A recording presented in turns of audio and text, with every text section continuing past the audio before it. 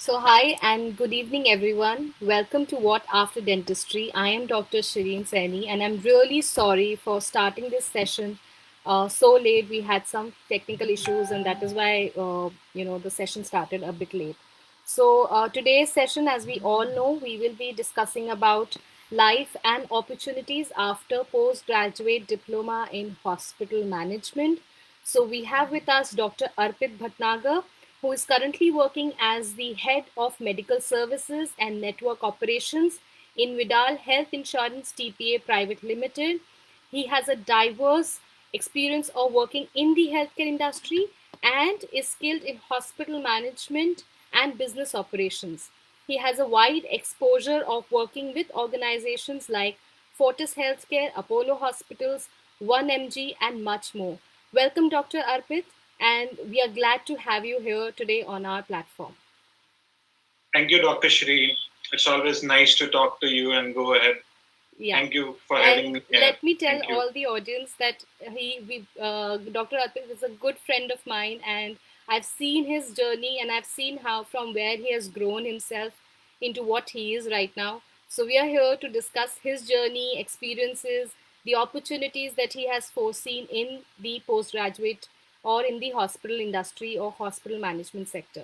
So we will be starting with the session now. So, Dr. Arpit, just share your experience, your journey after you completed your postgraduate diploma in hospital management. Okay, thank you, Dr. Shireen, for the question. So, I passed out my postgraduate diploma in 2012 from IHMR Delhi. To start with, the journey was a bit rough. As we all know, it's a bit of struggle to start in the healthcare sector. So, my first assignment was with Apollo Delhi. I was stationed in Apollo Delhi, and I was a group resource, as in I was a Apollo Chennai resource where I was taking care of medical services. There I got the privilege to work with Dr. Anupam Sibbal, who is the group medical director for Apollo Hospitals. I worked there for around 1.5 years. Then I decided to try my hand at something in operations. There, after that, I was looking for some opportunity in core operations. So I got into Fortis Hospital, Gurgaon. I worked there for good 1.5 years in a particular department. Then I was switched to some other department. So all in all, it was close to around 3.5 years in Fortis Gurgaon, wherein I got my hands dirty. I got to know everything, what happens in operations, right from the issues the patients are facing, billing issues, So I was managing the critical care areas there, and I was primarily the SBU head, which is called the Strategic Business Unit head, primarily looking after the business of those units. So, in Fortis, there are around 7 to 8 ICUs into different specialities and 98 bedded ICUs. And it was like a great challenge. I mean, to start with, it was difficult to cope up with the stress of working in an ICU. But I got to understand that, that's the core healthcare, that's the core hospital. And that's how you have to grow in the industry, by learning to work in these particular challenging scenarios. I think my experience was, I should give this credit to the doctors that were there. They were really supportive. Initially, we all know that doctors are difficult to manage, especially in a hospital like Fortis Gurgaon, where you have all the top shot doctors. It takes some time, and my suggestion is anybody who's working in primarily in hospitals, the best way to go forward and work with doctors is maintain a good rapport and relationship with them. So I continued for around 3.5 years. Then I wanted to try something in a diverse sort of domain. There was a startup named 1MG. It was upcoming. It was 2 to 3 years old. They were looking for somebody in core quality operations. It was a startup, so they didn't really had any process in place. They wanted somebody to take care of SOPs, the guidelines, the auditing part. So being a startup, I found it to be challenging and interesting at the same time. So I joined probably in 2016. I joined 1MG, and I again worked for 3.5 years there. In first part of my assignment, for 2 years I was working as head of quality there, wherein I had a very, very different experience, mainly pharma. And being in e-pharmacy, it's a very diverse field where there are no guidelines. So it was all the more challenging, wherein you have to start everything from scratch and of course take it forward. And 1MG at that point in time, I can proudly say, was probably one of the best e-pharmacies as far as the quality and SOPs and guidelines are concerned. For around 1 year, I worked in a growth team in 1MG, where I was again managing the growth part of the pharmacies in some of the hospital pharmacies that 1MG had actually taken over. One of those pharmacy was again in Fortis, Gurgaon. So really that experience in Fortis Gurgaon did really help me. More or less the interpersonal skills and the relationship I had maintained with management there and the doctors, it really helped me to, grow the business that we had there. We grow it to quite a certain extent, and I think once I left 1MD, I think it was, pretty safe, and I think things were running pretty smoothly. Around 1 year, 2 months back, I moved to Bangalore.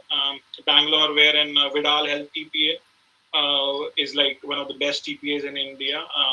Yeah, of course, TPA business has its own set of challenges, but yeah. So at that point in time, having worked for close to 8-9 years, I was looking for a leadership position, and that's what Vidal offered me. And I'm working here as head of medical service and network operations. Me and my team, I have a team of around 25 people and 6 direct reportees to me.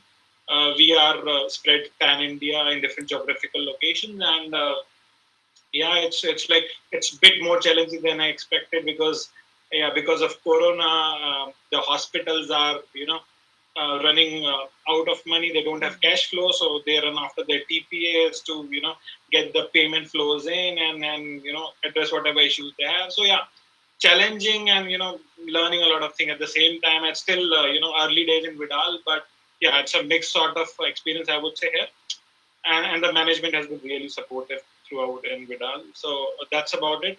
I'm still with Vidal, and it's been around 1 year, 2 months. I think that's great. I mean, you have a very, very diverse exposure, as I said earlier, that started with the health insurance, then you went into hospitals, now again in the health insurance, and you had a bit of exposure in the IT field also. So it's a great journey that you have had so far. So generally most of the times the audience, they are quite confused, like whether we should go with Master of Hospital Administration, that's MHA, or should we pursue postgraduate diploma in hospital management. So to fresh graduates who want to get into hospital management, what would you suggest, and which is a better? I mean, MHA is better or PGDHM is better? That's a good question. I mean, a lot of people ask me about this. Even we have the option of going for normal executive MBAs. I mean, yeah. So we have a wide array of options right in front of us. The option doesn't die down to going for MDS or just going for the practice right away. If you still want to pursue some post graduation degree or anything, we still can. So as far as MHA and PGDHM is concerned, MHA is Masters of Hospital Administration and PGDHM is more or less a diploma. So in MHA, as the name suggests, it's somewhat restricted and confined to the hospital administration, wherein what I know is a lot of doctors opt for MHA. And it's, of course, doctors are always preferred in MHA, and it's a 2-year degree course. As far as we consider PGDHM, you have the options of going for a 6 months diploma, you can go for 1 year diploma, even 2 year. The ones which are 2-year diplomas, and of course, they are approved by AICTE, they are somewhat equivalent to MHA or MBA healthcare, if we can call. So I think that's the major difference, that MHA is mostly confined to hospital, and PGDHM, you have the option of choosing even healthcare IT, or say public health or hospital administration. It's up to you. This does not mean that person who has done MHA cannot go into these fields. But yes, the exposure in PGDHM is more towards the business part of the healthcare sector. But in MHA, I feel it's more towards the day-to-day operations, how purchase happens, how procurement happens, how front office operations happens. So yeah, so in PGDHM, I think people from diverse background, medical and non-medical, somebody wants to be a part of healthcare sector, can opt for it, and there is no biasness as such altogether. But in MHA, as per my experience, doctors are always preferred in MHA because it's more related to hospitals. Yeah, right. Okay. Uh, that's I think a very good differentiation that MHA is more into hospital, and PGDHM basically talks about the business aspect of the entire healthcare industry. And then you can, of course, you can choose your own path whether you want to get into hospitals, IT, or public health. Yeah, I think that's great. So, what do you feel? What are the various opportunities one can opt for? So, and after pursuing like postgraduate diploma in hospital management, is health insurance better, or getting into health insurance companies or hospital sector, or maybe like getting it with hospital consultancies companies that are coming up so quickly now. So what do you suggest? I mean, what are the various opportunities that one can explore in this sector? So I would say at least at the start of your career, when you start as a core healthcare management executive, I would feel it's better to start slowly. So because once you are in PGDHM or MHA, it's very difficult to define a career path because we have a background of dental surgery where we don't know how do the market works, how do insurance work, how do hospital work. So my suggestion would be, of course, you should have a particular say focus as in hospital administration, healthcare IT, or say public health. But I think we should wait for 2 years and let's see which particular sector interests us. Okay. Every sector requires a different set of skills. Although the skills which are common to all the three sectors or four sectors, whatever are there. But I feel it's important just spend 2 years in the industry and understand what exactly are your strengths and weaknesses and where do you want to go forward. Somebody who feels has good interpersonal skills, has good communication skills, and is has some interest in number and business sort of. I mean, how does the business work in a hospital or even in healthcare? Can go for say an operations profile in hospital. That's wherein you learn a lot of business. How do P&L works? How do day-to-day transaction happens? Um, but it's important for us as an individual to understand what do we exactly want to do. It's important to have some sort of clarity that healthcare IT or insurance or whatever, but let's not be too focused at this point in time because once we get into the industry we realize that this is our area of interest and we can take it forward. I think let's wait. I mean, start something for 2 years, work there for 2 years, then you realize whether you want to pursue a particular sector or. And Yeah. that's my point of view because it's a very diverse field, healthcare. So there are wide array of options. Like we have consulting firms and all these, and it's important for us to understand what exactly we are looking at. So I think spend 2 years, learn from the market, and understand whether you want to be part of insurance, TPA, consulting firm or anything. That's my. Yeah, I think that's a really good piece of advice that it's very important to explore the market and then find your own area of interest or your own career path where you want to grow into. Yeah, this is something that I don't think so anybody tell us, and this is why we need industry speakers or somebody to guide and somebody to tell that this is something that you should do for. So I think, yeah, that's a good piece of advice.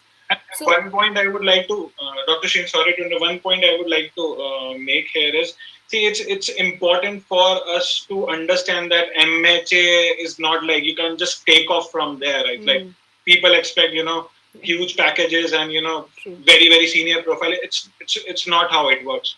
Although there are good institutions which offer good degree reputed colleges, but having said this, you have to start from scratch. I mean, there's no shortcut to success. That's all I can say. Yeah, right. And I think that even if that happens, this will only happen if you have like good, like 5, 6, 7 years of experience you have in the industry, you worked as a doctor, then you pursue MHA, then you might get a good package and a good position because you've already been a part of industry. But someone who's a fresher and just starting out and then going or pursuing these management courses, yes, of course, for them, expecting a good salary or a good, position, I think that is not going to happen overnight. Yes, that's right. Yeah, yeah. So continuing your point, Dr. Shreen, I think let's not rush into things. I'm just a guidance set of.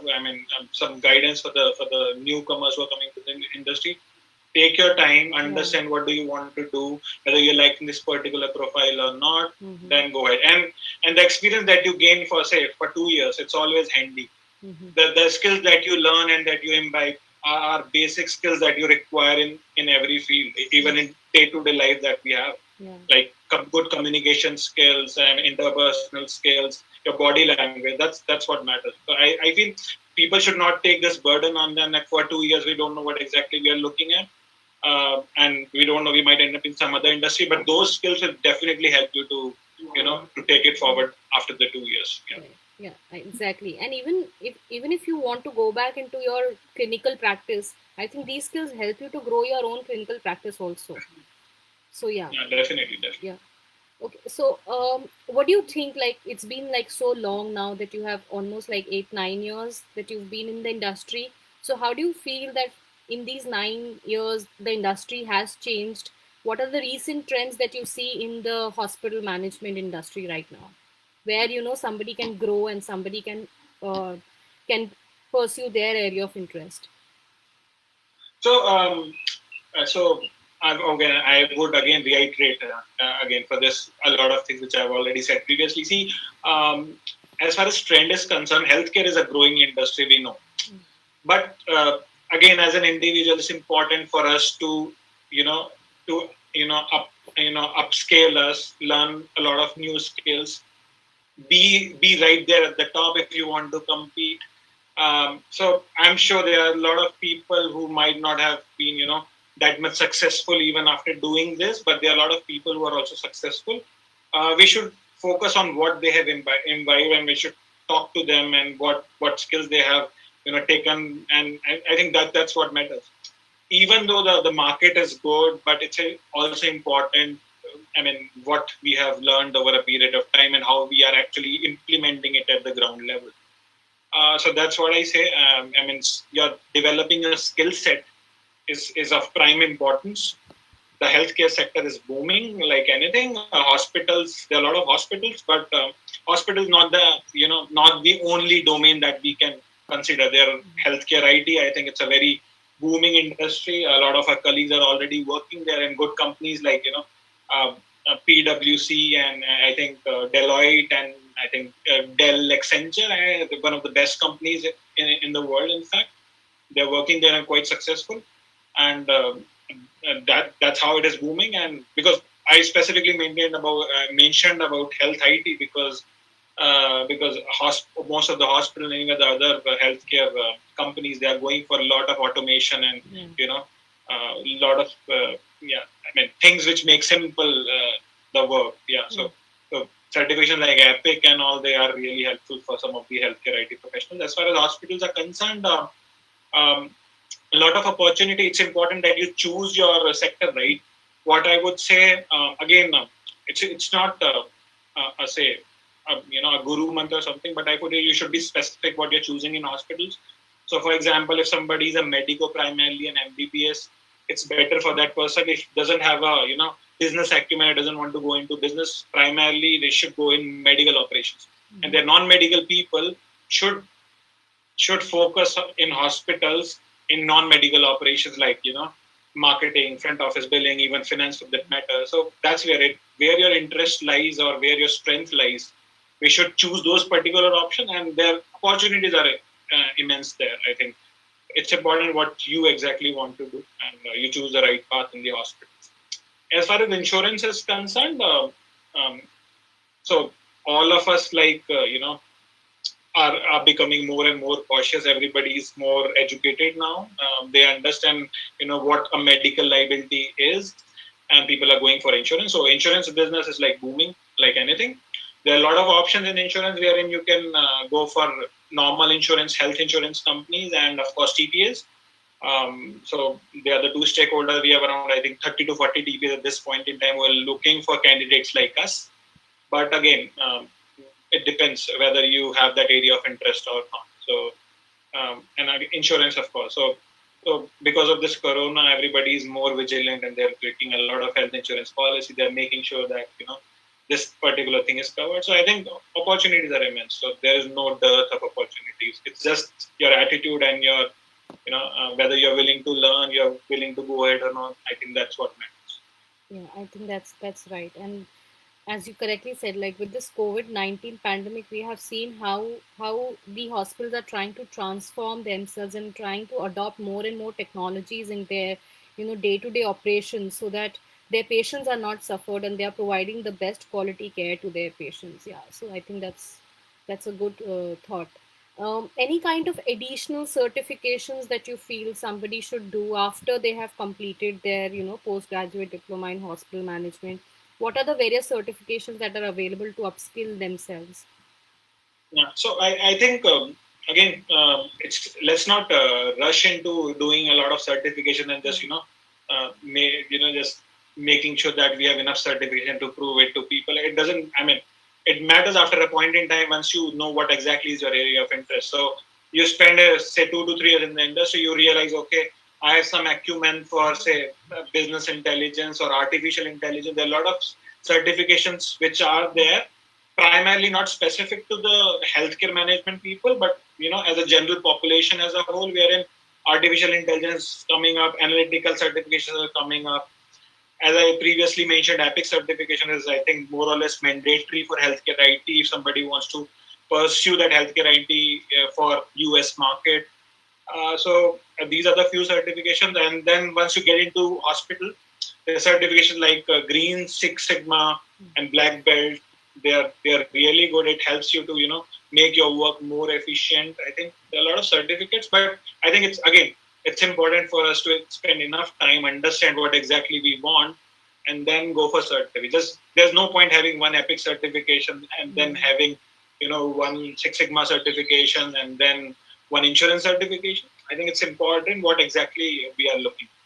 At this point in time, I feel analytics is coming up big time. Mm. Analytics is like it's in the market. Everybody wants to understand how to, because it's all about data, right? I Right. mean, everybody wants to make their life simpler and run business effectively, earn more profits.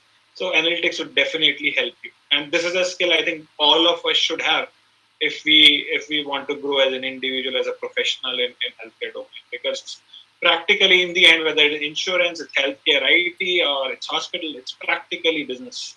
Yeah. So I would say business operation and this particular analytics. These are the two most important factors which govern any healthcare domain.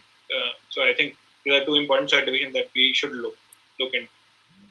I think that's really great. So I think it's a great piece of advice that you've shared with us today, and thank you so much, Dr. Arpit, to come on our channel and share your thoughts with us. It is definitely going to help our audience and help them understand that how the entire hospital management industry works, what are the various trends, what are the kinds of certifications, and of course, you should never forget that you will not get everything overnight.